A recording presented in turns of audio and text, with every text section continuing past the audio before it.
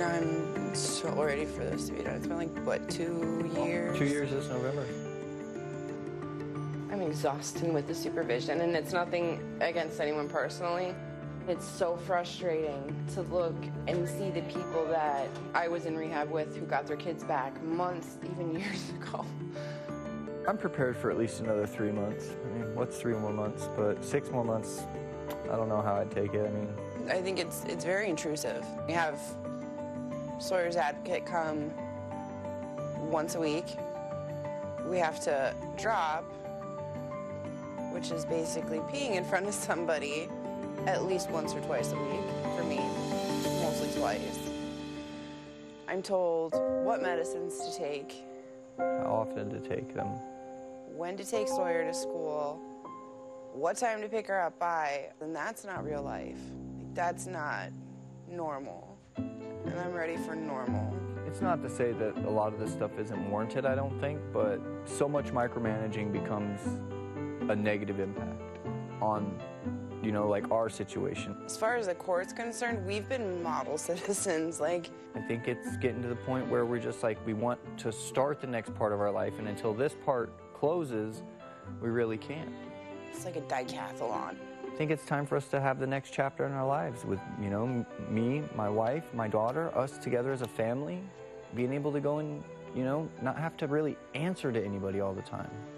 I get it, you know, there's a young child involved, but there just comes a time where it's like, you got to let us go sometime. When's enough? Since having Sawyer, everything's been dotted I's and crossed T's. So it's very frustrating for me. I'm frustrated and I'm done.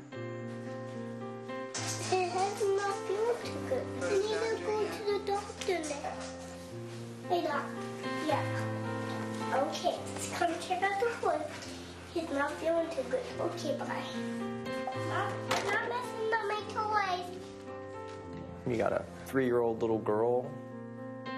Life is good, man. I don't know. We got to ask Mommy, because I think Mommy's going to... Sometimes it seems like she can do no wrong. Like, even when she's blatantly doing something she's not supposed to. But, she's a lot of fun. You couldn't have created a better mix of Allison and I. You're done? High five. You want some more? Like milkshake, guys? It's the little things that make it so worthwhile with her. Every night it's, you know, Mommy, I love you. I'll see you in the morning. Have good dreams. I don't wake up every day thinking about getting high. Most days I am just Mommy. I am just a wife. I'm just me. Ready? Look at Mama, say cheese. It's wonderful and phenomenal. But there are bad days. Taking the Suboxone for as long as I have has had some detrimental and adverse side effects. My decision-making process is not great. It's okay, okay? It's just... I've always been kind of a free-flowing person, but it's even more like hasty. Like I walk into Walmart and I'll spend $500 on garbage, stuff I don't need. I get dizzy, I get massive headaches. I'm always tired. No one ever talks about the negative effects of Suboxone. I've been with Allison for 10 years. I've never seen her hold as much weight as she's holding, and the only thing I can attribute it to is the influx of medications that have been brought into her life in the last 1.5 or 2 years. I absolutely hate it. I think it's a great tool, short term, but it is not a long-term drug. Okay, Norland. How are you guys doing? Great. Good? How's Sawyer doing? She's awesome. Everything's going well? Other parents are a lot more fragile. They're hesitant, or they're still making decisions or judgments that aren't conducive to good parenting.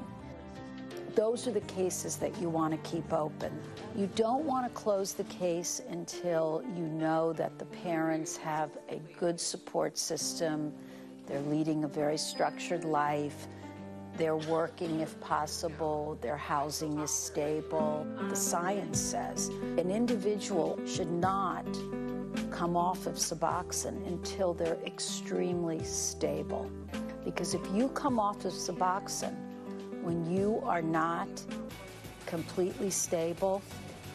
there is a very, very high probability of relapse.